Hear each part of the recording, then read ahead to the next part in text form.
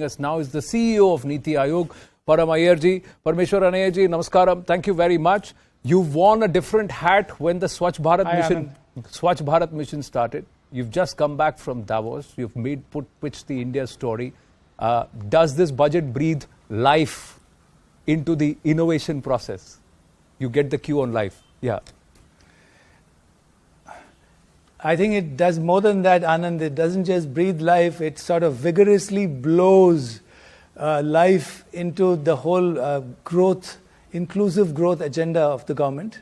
You know, coming back from Davos, where there was huge interest expressed in investing in India, I think this budget now is going to push that interest even further. It's of course very balanced. I think it's a growth with inclusion budget. Several highlights which many people would have spoken about. But I think that a couple of important features which I would like to highlight. First of all, I think it's a budget for everyone. You know, all sections of society, from the vulnerable to industry. I think it's got something for every section. But apart from that, I think that the big focus on capital expenditure, the huge increase in capital expenditure, 10 lakh crores in the coming year, the incentive to the states for the 50-year interest-free loan of 1.3 lakhs to them, with of course some reforms to be done. The creation of the setting up of the National Urban Infrastructure Fund for Tier 2, Tier 3 cities. So I think this budget in terms of infrastructure is taking it all the way down. It's not just limiting it to metros and the largest cities. So there's a big push. The railways have got 2.4 lakh crores, the highest ever. So the capex spending, the commitment on capex spending is sending a huge signal for infrastructure, for development, for growth, for jobs. That's on the one side.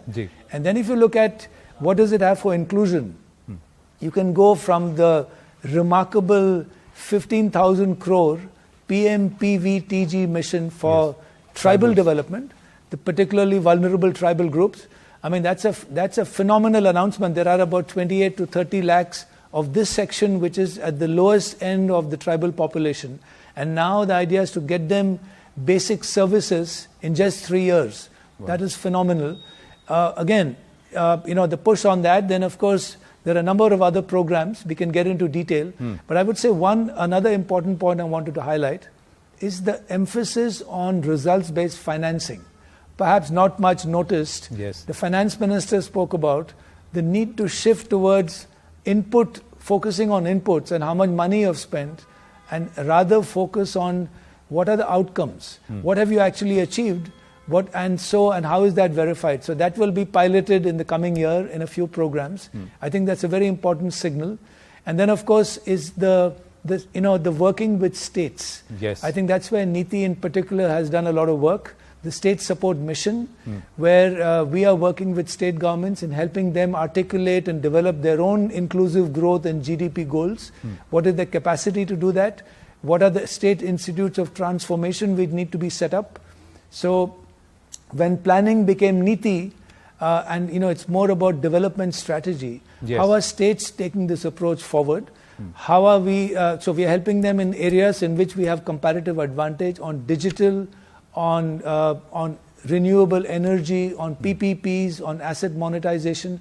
So all this work is going on. And then of course taking development down to the lowest level. The FM level spoke about the aspirational block program, which earlier we were focusing at the district level, the aspirational district program. Now it's about how you take it down to that level, look at 500 blocks in the country, and how can we bring them up, leapfrog them to development, and bring them up and beyond to the state average. So a lot of initiatives, I think very important growth-related initiatives taken in the budget. I think this is going to be a big push over the coming years. What will be the thrust for the NITI Aayog in the next 3 years? Are you going to play a key role in skilling? Because that's been highlighted. And you also said that the finance minister has also said result-based financing or result-oriented financing. Will the state governments actively participate? Because there is huge pressure on NITI Aayog to get the states to also participate. There's also the thrust on building a strong, robust public digital infrastructure. No, absolutely. So we already have a very robust public digital infrastructure. I mean, whether you look at payments or identity or data, it's already, I mean, we are leading in the world in that. And in fact, we can contribute to learning across the world.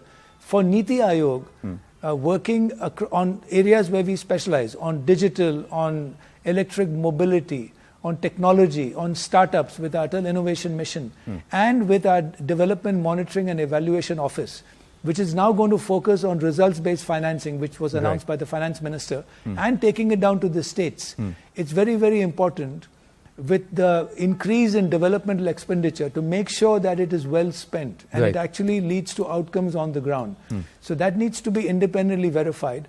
Our Development Monitoring and Evaluation Office has started specializing in this, and those lessons will be taken not just to central ministries, but also building capacity for state governments to implement in their arena. Param Iyer ji, thank you very much for your time. We'll